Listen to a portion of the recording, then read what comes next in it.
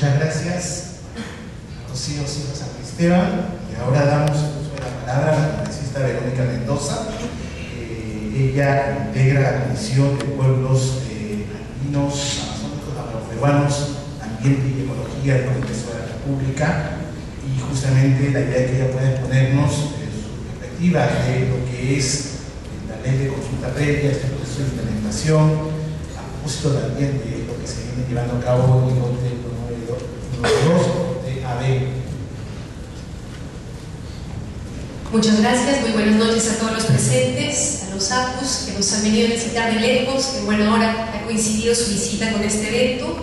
Quiero agradecer a los organizadores por la gentil invitación y, bueno, disculparme también por la tardanza, lo que va a significar que quizás se reitere algunos puntos ya tratados. Espero que no ocurra esto en exceso.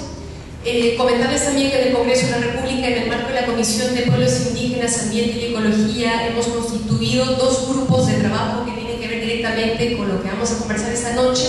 Es un grupo de trabajo de seguimiento a la implementación del derecho a la consulta, donde hemos tenido la ocasión de dialogar con Perupetro, con la Defensoría del Pueblo aquí presentes, con los APUs, etcétera, pero también un grupo de trabajo de seguimiento a la problemática ambiental de las 4 cuencas de Loreto. Y ha sido una feliz coincidencia que, bueno, justamente sea en este lote donde se va a realizar la primera consulta. Quisiera empezar haciendo primero un esbozo rápido y general de cuál es el contexto político, social y económico en el que se plantea ese tema de la consulta previa. Y quiero hacer la diligencia de que me voy a referir principalmente al tema, a la relación entre consulta previa, derechos indígenas, derecho a participación e industrias extractivas. Y hago esta tingencia porque es importante recordar, creo que muchos lo olvidamos, que el tema de consulta previa no tiene que ver solamente con industrias extractivas, tiene que ver con un abanico mucho más amplio de temas y de derechos como salud intercultural, educación intercultural y un largo etcétera. Pero es cierto que hoy por hoy la atención de todos los actores está focalizada en el tema de las industrias extractivas. ¿Y por qué? Justamente porque tenemos un modelo de desarrollo basado en el extractivismo, un crecimiento económico que depende en gran medida de las industrias extractivas en este esquema primario exportador, con todo lo que esto significa, ¿no? Vulnerabilidad macroeconómica frente a las fuertes variaciones de las commodities, dependencia de capitales extranjeros y el mercado internacional, desarrollo de enclaves con poca articulación a los mercados locales, etc. Y esto tiene además un correlato en lo político y lo social. Tenemos en el Perú una política centralista que no privilegia el diálogo ni los consensos, sino la imposición. Un ejemplo de esto es que la gran minería, por poner un ejemplo, es de competencia exclusivamente del gobierno nacional. No se coordina ni se consulta con los gobiernos regionales y locales, ni mucho menos con las poblaciones de las áreas de influencia. No existe planificación ni territorial ni energética. El debate de energías renovables, por ejemplo, está totalmente ausente, ni tampoco en lo económico. Tenemos una política de concesiones indiscriminada que nos ha llevado a pasar, por ejemplo, entre el 2005 y el 2012 de 10 millones a 24 millones de hectáreas concesionadas. Y hay casos alarmantes como el de la provincia de Chuquivilcas, por ejemplo, en el Cusco, en mi región, donde el 80% del territorio está concesionado. En fin, y esto además en un contexto en el que no tenemos evaluaciones ambientales estratégicas, no tenemos evaluaciones de impactos acumulativos, no tenemos estudios de balance hídrico integral, etcétera, etcétera. Y además existe una preponderancia del sector minero en la economía. No voy a entrar al detalle de esto, pero digamos es algo que tenemos que reconocer, aunque relativizar, porque tampoco se trata de asumir, como lo plantean desde algunas visiones, de que sin la minería, sin las industrias extractivas, el país no tendría un motor de desarrollo.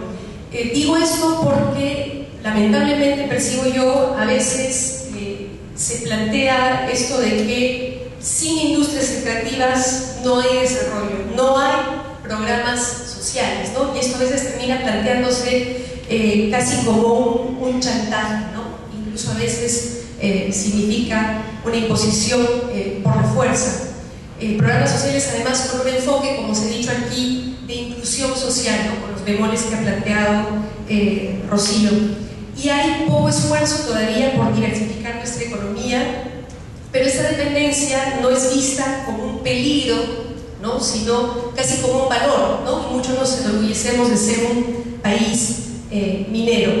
Con esto, quiero precisar, no se trata de renegar de la minería ni plantear su erradicación, sino simplemente plantear la necesidad de buscar una mejor diversificación de la misma.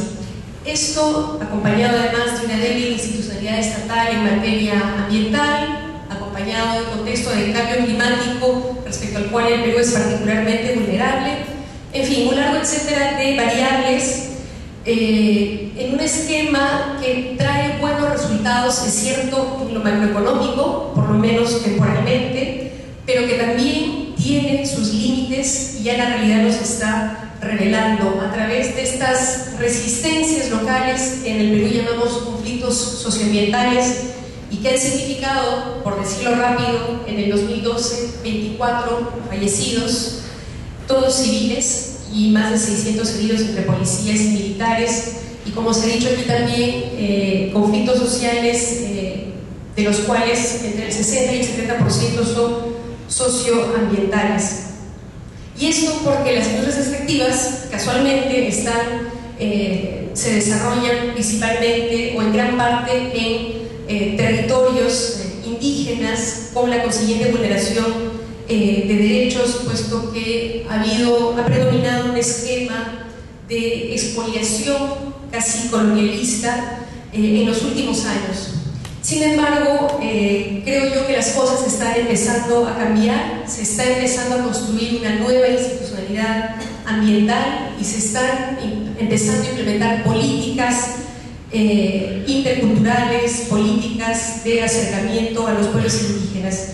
Y es en este marco que he resumido quizás de manera un poco radical, pero creo que es importante también tener en cuenta cuál es el contexto en el que estamos proponiendo este tema de la consulta.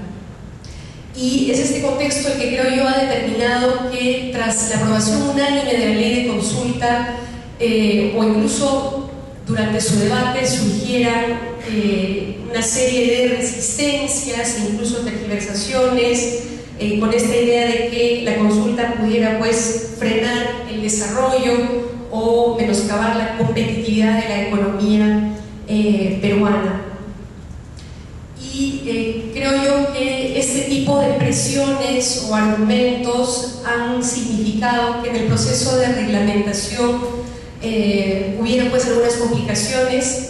No voy a entrar en detalle porque imagino que Gladys Vila lo ha comentado extensamente, pero quiero compartir con ustedes algunas apreciaciones puntuales sobre el reglamento en sí, un poco que revelan a mi juicio cuál ha sido el ánimo y la perspectiva desde la cual se ha planteado, se ha formulado esta norma. Hay que recordar, reconociendo el valor de la promulgación de esta norma, que hubieron algunos problemas. Por ejemplo, no se respetaron todos los acuerdos adoptados con las organizaciones indígenas. En los puntos de desacuerdo durante la consulta, el Poder Ejecutivo decidió todos ellos sin recoger ninguna propuesta indígena. Se añadieron normas no consultadas con las organizaciones indígenas. Y el resultado de esto, creo, es un reglamento adecuado en lo procedimental, pero que tiene un grave problema de legitimidad. Pero en cuanto al contenido mismo, hemos llamado la atención nosotros y lo hicimos por escrito al Viceministerio de Interculturalidad, incluso cuando lo planteó como borrador. Por ejemplo, nos preocupa que no se haya planteado en el reglamento la consulta de las concesiones, o el argumento de que no generan necesariamente, no facultan el inicio de actividades. Bueno, sobre eso podríamos hacer una discusión Otro problema del reglamento que indicamos es que pretende pasar por encima de los representantes indígenas de nivel regional o nacional y dirigirse directamente a las organizaciones indígenas locales. Otro problema es que no se reconoce el concepto de territorio, sino se restringe al concepto de ámbito geográfico. Otro problema es que se plantea que el plan de consulta se elabora de parte de la entidad estatal de manera unilateral, sin consenso indígena. Y otro problema, por ejemplo, es que se plantea que no se consultan las medidas que a criterio unilateral estatal son beneficiosas para los pueblos indígenas. Con esto me estoy refiriendo a la 15ª disposición complementaria, que dice que los proyectos de infraestructura, educativo, de salud no serán consultados. Como si el Estado pudiera definir de manera unilateral qué proyecto de infraestructura o en qué condiciones va a ser beneficioso para los pueblos indígenas sin consultárselo. Lo que quiero mostrar con estas apreciaciones es que creo que el problema de fondo es que no se actuó como una perspectiva de derechos ni de democracia intercultural, sino que se concibió en este debate de parte del Estado que la consulta previa era un procedimiento administrativo más, por un lado, y por otro lado, creo que en lugar de afrontar el conflicto, buscar cómo resolverlo desde la raíz, se busca eludirlo, reduciendo al mínimo espacio el diálogo y la participación real.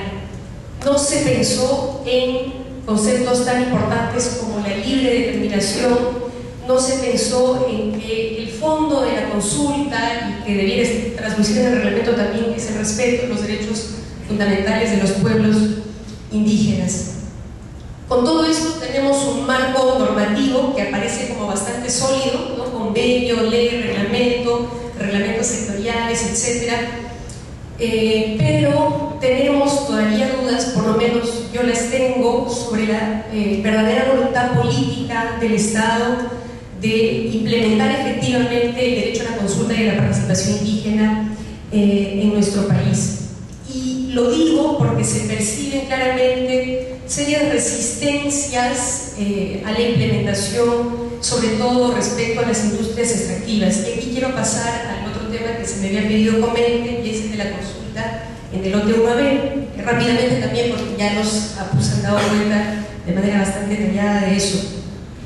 Nuevamente, como ustedes saben, el primer proceso de consulta, después de varias idas y vueltas en las que se dijo que primero se iba a consultar el reglamento de la ley forestal, luego la ley de lenguas originarias, etc., se decidió que iba a ser el traspaso de la concesión del lote 1AB a un nuevo concesionario.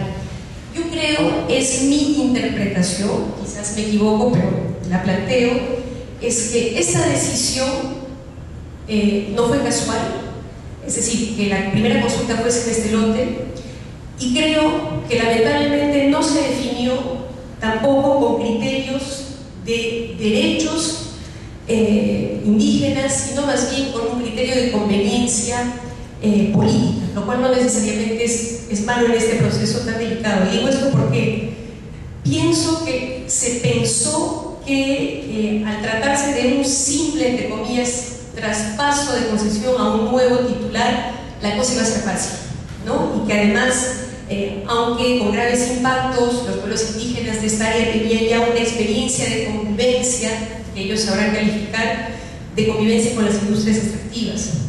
Y digo esto porque además sabemos que en determinado momento se planteó que la primera consulta debió haber sido en territorio de comunidades llamadas campesinas en Apurímac, pero que hubo resistencias de parte del sector minero. Entonces se planteó al parecer que lo mejor era que la primera consulta fuese en el lote 1B, en el sector de hidrocarburos, porque podría ser más fácil. Sobre esto es importante resaltar que en la norma que define el proceso de consulta se dice que lo que se consulta es, ¿qué cosa? El decreto supremo que da por aprobada la concesión al titular, ¿no? Bueno, esta consulta está a cargo de Perú Petro, dicho sea de paso, y creo que esta norma, donde se dice que lo que se consulta es el decreto supremo, revela nuevamente cómo es que la idea de la consulta previa sigue siendo todavía instrumental y administrativa. Se consulta el decreto supremo, ¿no? No hay una idea procesal ni intercultural de lo que es el proceso de consulta, valga la redundancia. Ojo, creo que es importante que tengamos todos claro, me parece que desde el sector estatal no siempre lo está. La consulta no es preguntar si va o no va un proyecto extractivo, sino es un proceso de diálogo, o debiera ser, de diálogo permanente, y solo tiene sentido con participación de los pueblos indígenas, y solo tiene sentido si se respeta su propia visión de desarrollo, ¿no? Es decir, su derecho a la autodeterminación.